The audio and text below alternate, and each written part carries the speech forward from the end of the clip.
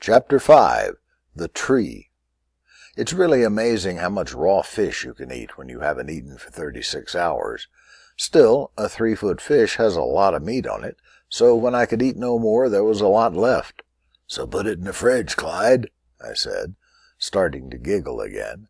The laughing was beginning to make me nervous, slipping up on me like an asthma attack when I least expected it. I fought it down. "Hysteria," I diagnosed. "Cool out, be calm, avoid hysteria." These gentle self-admonitions seemed to have a quieting effect on me. About then, my brain seemed to slip back into gear. The healing period of no-think and dumb-think was over. I looked at my mangled fish and my scale-covered hands and arms. Hell, there were scales on all my body parts, my cutting stones, and the ground all around me. I must have been tearing at the fish like a crazy man. I sat down on the moss rather solidly.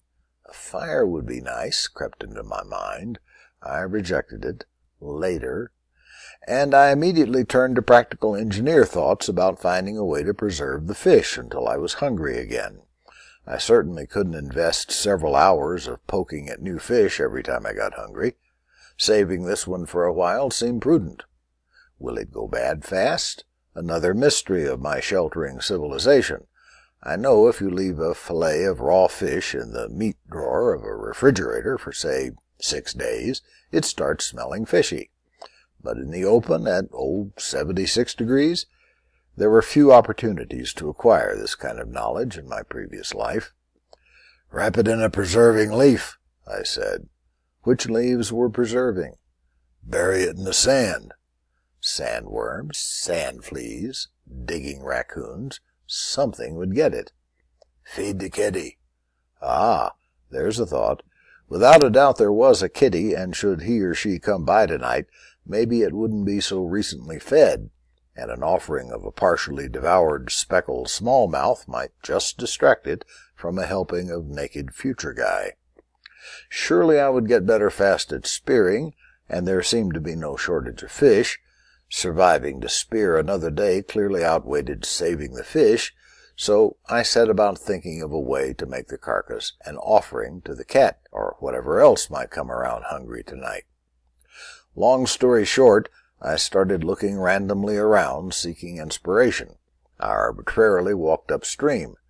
Random technique is my hallmark, my secret pathway to creativity.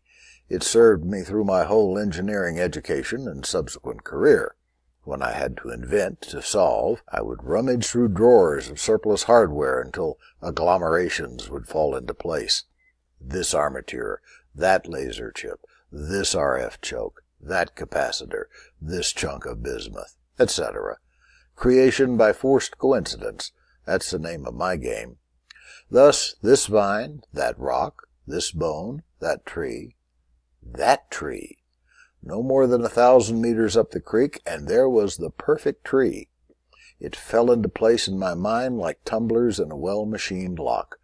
It was a major tree, but one whose fate had been warped by some big-time storm, or perhaps an earthquake, for its 4-meter diameter trunk canted at approximately 30 degrees.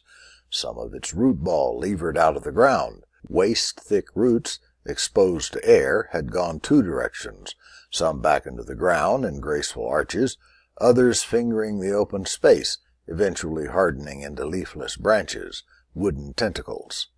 But make no mistake, this tree was now as firmly rooted as its vertical brethren. When whatever had keeled it over struck, the canted tree had been spared the slow decaying reunion with the earth by catching in the boughs of other trees, giants well across the creek. Finding this tree suggested solutions to problems I hadn't thought of yet. I dropped the fish carcass where I stood and started climbing the hillock around the root ball of the reclining giant, up through the root maze and onto the base of the trunk. Then, holding my spear like a tightrope walker's balance, I started up the incline. For sure this is redundant, but let me emphasize, these trees are huge. The average tree in this forest is bigger than the average redwood in Marin County, California. This particular one was at least 4 meters across at the base of the trunk. The trunks were not round, rather they had real character, twists, flats, striations, and flying buttresses. This one looked like an immense tube of string cheese, with several strings pulled off and the whole thing twisted. The bark was long and fibrous, more like cedar or bald cypress. I know about bald cypress because I will have, one in my backyard in Denison, Texas, many millennia hence. This bark is soft, almost hairy. My tenderized feet appreciated this. By the time I was over the center of the stream, I was about 15 meters high. I stopped tightrope walking and started crawling, not because the footing wasn't perfectly safe, but more as an act of conservatism. A broken leg from an avoidable fall would be a real disadvantage. I'd die from self-castigation if I did something that stupid. This attitude is one of those things that develops fast when 911 is removed from your environment. At about 25 meters up, the trunk tapered to 2.5 meters in diameter, and the first branches emerged. Spaced evenly along the length of the trunk, these branches were trees themselves by any standard of my time. The first branch was more than 1 meter in diameter.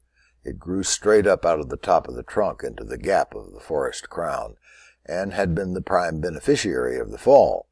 It was so big that it was as though the fallen giant had redirected its skyward urges into this bough.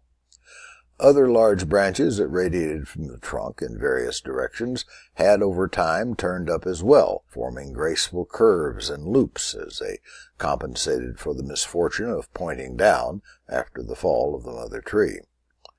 I hugged my way around the big vertical branch and kept climbing, now at least 20 meters off the ground. The tree's fall had been blocked by 3 large trees growing rather close together and in a straight line almost directly along the arc of my tree's fall. My tree. I knew it already. The fallen giant had parsed the trio exactly like a 3-pronged cotter pin, pushing between 2 on one side and 1 on the other, sliding down until the wedging of the branches of the catcher trees created a mechanical union that would challenge a good-sized bridge abutment. Standing up, holding on to smaller vertical branches, I surveyed the situation. We engineers are flat-out gifted at surveying situations. What I saw was shelter, a home, a refuge from giant elk and nocturnal supercats, and God knows what else roams these woods. Where the 4 trees interlocked, there was a virtual cage of large branches, all trying to get away from the crowded, the shadowed confluence. I squeezed into this cage. The trunk of my tree was still big even at this distance from the base, and I swear it was flatter in the cage. I sat down, then carefully stretched out and laid myself down. Plans started flying through my underused engineering faculties as to how I would make my new life better. I would improve this treehouse gift. First, I would have to make it impossible to fall out of bed.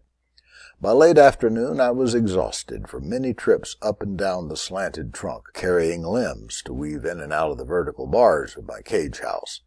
There was dead wood on the ground, but surprisingly little of it. I might figure out why later, but now, to get suitably pliable branches that were the right size and that I could actually bend, I had to search further and further from my tree. In the process, I rediscovered my fishing pool in the creek maybe 1,500 meters downstream. It would become a favorite place. I was so pooped by the time I quit, I considered not fishing for dinner, but the thought of delectable sashimi a la prehistoric was enough to pump up my energy. This time, in approaching darkness, I speared my feast on the 5th try. My first fish had been carved the old-fashioned way, teeth ripping the skin, hungry fingers clawing out chunks of meat. Splashing in the stream through areas where it was wide and ankle shallow, I found the perfect sharp stone to carve the transparent fillets.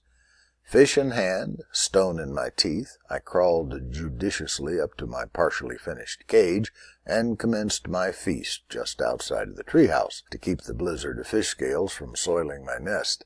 Smallmouth spotted whatever is really delicious. You should try it. Soy sauce and a little wasabi would have been nice, even a little salt.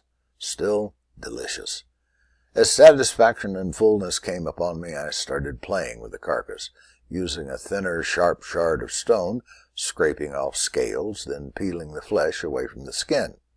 That sweet fish was at least 2 feet long, so with care I peeled away a fairly wide swatch of skin, thin, tough material, 6 or 7 inches wide and almost as long as the fish, carefully draping it over one of my new horizontal sticks woven into the vertical branches.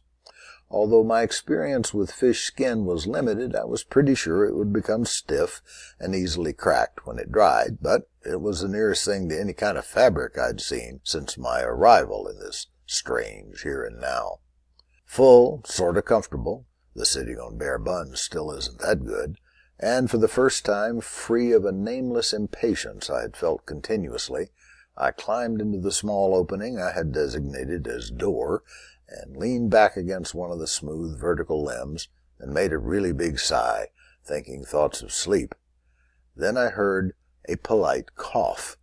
I say polite because it was quiet, sounding more like someone announcing his presence than actually coughing. I say his presence because it was a very deep-toned sound, and I thought not a bit feminine. Shows what I knew. I jerked upright and reached for my spear, all in the same motion.